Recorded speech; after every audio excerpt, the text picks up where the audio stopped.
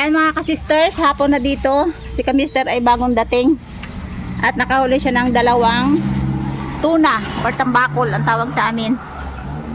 So ang isa dyan sa isang isda na yan ay uulamin namin.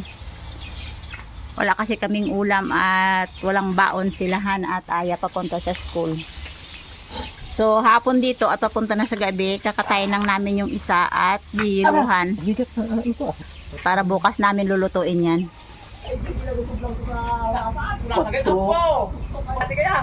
So 4. Ay, dinoble mo? Huwag mong doblehin. Ito ang medyas. Ano yung medya? 4-3. 3 lang puro ka? Yan ang maliit-liit. 3.6. 3.6. Bali mga ka-sisters, yung pinakamalaki ito yung ibibenta namin para palit gasolina. Yung 3.6 ay yun ang aming kakatayan lulutuin. Mga ka-sisters, ito ay ihiwain ko na.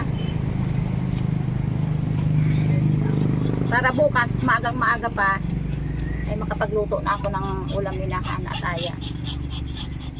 So, ilagay lang muna natin sa sayelo. Kailangan natin kilaskisan para mas maganda yung laman nito pag kinain mo walang kaliskis. Siyempre mga ka-sisters, yung ulo nito ay napakasarap sa bawan. Walang ibang masarap na luto sa isdang malaki ay yung sinabawan. With sili. With sili, sabi niya. Tanggalan muna natin ang bituka sa loob para hindi madurog. Kaya pag huli sa akin, Naku, legit ang ating bulok. Dito tayo sa bago. pag-ikot mo pa rin, sige pa rin. Yan yung upuan nyo, meron gano'n. Kasi laki lang nun, no? Labawan. Ganito sa taas nito. With salbos. Lampas balay nga to, ay. Ganda. Alay. Pag gumantanong ano, yung lakso no, yung garwa. As na. Yan muna. Meron ba dyan? Pero 23 na lang kami. Dapat may pinagawin mo ito, magandang kami ito. Kailangan naman kami nagamit. Ay lalo pa ang video kang GoPro na pain sa ako na ibulag to. Kanya. Nakapako ng susundo mga ginay. Galing. Parang mga wili kayo, tantanan ko. Ang kilo to, Ago? Oo. Yan Hindi yan mo pahig mo sige ko itong yan yan kasi. pakanan ko ito na to. Pagkakapit ko ito. Oo, ang pakanan sana ka itong galabo. Bukod itong sa uli nga toppings na to. Pwede ito, nang patik-patik lang para dalawang tao ay naulan na. Ang bukong puro bili na baligyan. Kasi luta ka sa lahat na, sa lahat sa single na. Ay, bukas Ayos na na sa naman. kanta. Salo pa kayo. Oo, biglang burger ka ne. Ayun na eh. Dahil sipit-sipit na naman. Sa mga ka-sisters, may bibili kasi ng isda. 1 kilo lang. Oo. Ayan, kulang pa 1 kilo. Dagdagan natin. Mga aling. Okay, ono-ono. Sa halagang isang kalahating ulo at saka apat At na. tayo pangita. Ha? Kahit sa tayo pangita. Kaya yung sa ako sa'yo.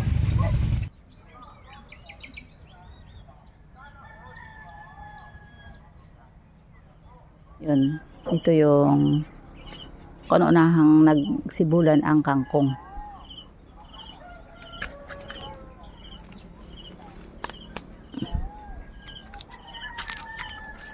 Kasi hindi pa masyado talagang umulan dito. Kaya yung kangkong parang tipid pa siya magdami. Ayan. Malinis ito siya dahil sa bahay ito ni Miss Sayahay.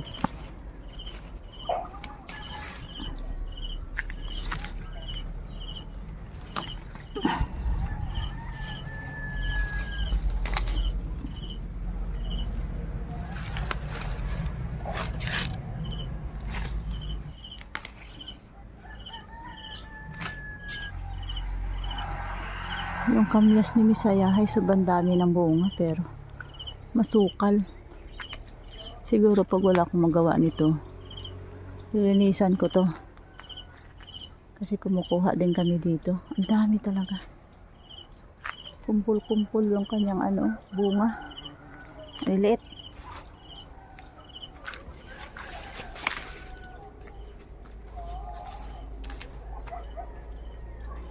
Ano sura ni Tuto?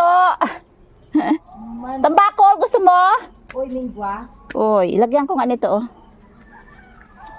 Bigyan kita. Good morning mga ka-sisters. Maaga pa ay magluluto na naman tayo ng ating umagahan. Dahil kapag may estudyante ay araw-araw na talaga ang luto natin. So ito na yung tuna or tambakol kagabi na ginayat ko at saka niluhan. Yan, syempre, yung ating kangkong. Alam na, kapag ganitong may malaking isda at saka yung ulo talaga ang number 1 na ginagawa naming sinabawan. Yan, kasi para mapil namin at saka sanay-sanay kami na kumain ng may sinabawan talaga. Parang hindi kumpleto yung araw namin pag walang sinabawan. So ito, asinan ko muna kasi sinabawan at pinirito yung ating ulam. Yan. Hindi ko na siya hiwain kasi sasabawan lang naman natin. Mas maganda talaga kasi sa isda kapag bago mo siya lulutuin, ano muna talaga, ibabad sa konting asin, kunti or marami kasi sinabawan naman yan. Yan, dagdagan pa natin dahil maraming kakain. Okay, tutin natin ito. Ito mga ka-sisters ay piprituhin. Ito yung magiging baon nila, Hana. Mas masarap itong pinirito. At least nakatikim sila ng sabaw sa umaga. Kahit sa tanghali ay magprito na lang dahil mahirap magdala ng baon sa school na may sabaw. Lalo pat hindi gaanong malaki talaga yung kanilang lagayan. Dahil hindi maubos kung sobrang dami ang dala. Kangkong ang available. Pero masarap din ito kapag talagang sinabawan na isda. Lagyan lang natin siya ng asin. Sinigang na tuna o tambakol sa kamyas na tuyo. Manamis-namis kasi yung sabaw ng kamyas na tuyo. Manamis-namis na maasim. Pag umulan naman dito ay talagang wagas din ang ulan. Wala kang pupuntahan na sa labas, puro lang laging ulan. So ito mga ka-sisters yung tuyong kamyas. Yan. Mas gusto ko yung tuyo na kamyas kaysa yung hilaw. Kasi medyo mapakla pa yung hilaw. Pero ito, kapag niluto mo at nilagay sinabawan, maasim siya na manamis-namis. So ito yung halo natin sa ating isda ngayon. Sasalang muna tayo ng tubig. Pakulo. So yan, damihan natin yung paglagay ng kamyas na tuyo. Pakuluan muna natin. Babawi na lang tayo sa kamyas na tuyo mga ka-sisters. Wala tayong kamatis. Ganyan dito kapag tapos na ang summer, ang kamatis walang-wala na.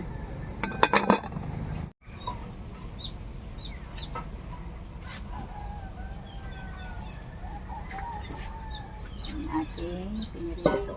Yan. Outdoor cooking. Maganda dito magluto mga ka-sisters, lalo po umuusok.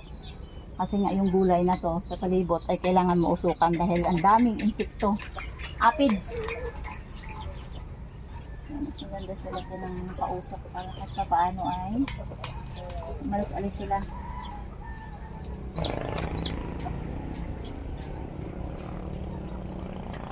Ayan, pinakulo lang natin ng konti.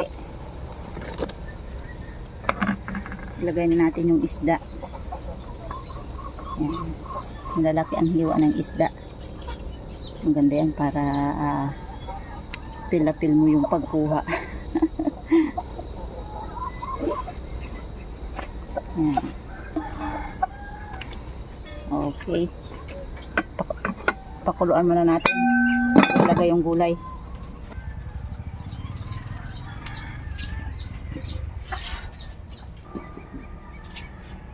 Sikreto na tayo.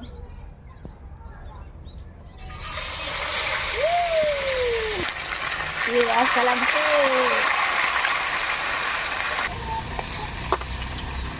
Ang sarap ng tuna. Mga ka-sisters, yung iba nito na may natira pa kasi nakayilo doon. Gagawin tong fishball mamaya sa hapon. Para pagdating nila Hana at Aya ay may merienda sila.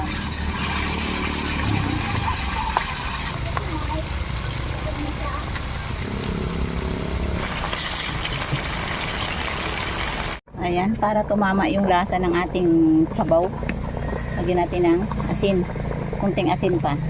Medyo tabang. Ayan. Luto na yung isda. Ilagay natin ang kangkong. Simpleng ulam lang mga ka-sisters. Pero pasok na sa tiyan.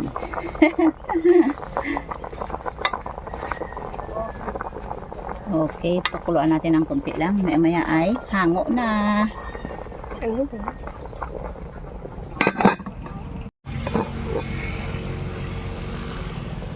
So, ayan. Napakasarap siya. Tamang-tama lang yung pagkaluto ng kangkong. Hindi siya overcook at hindi rin hilaw. So, hango na to.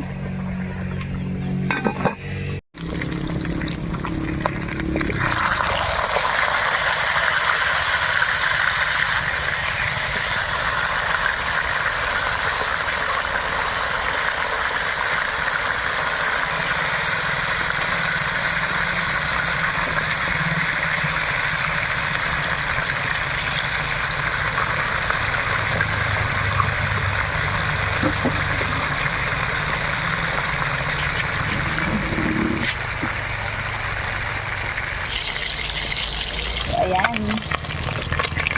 Pambao na sila. Luto na ang pinirito.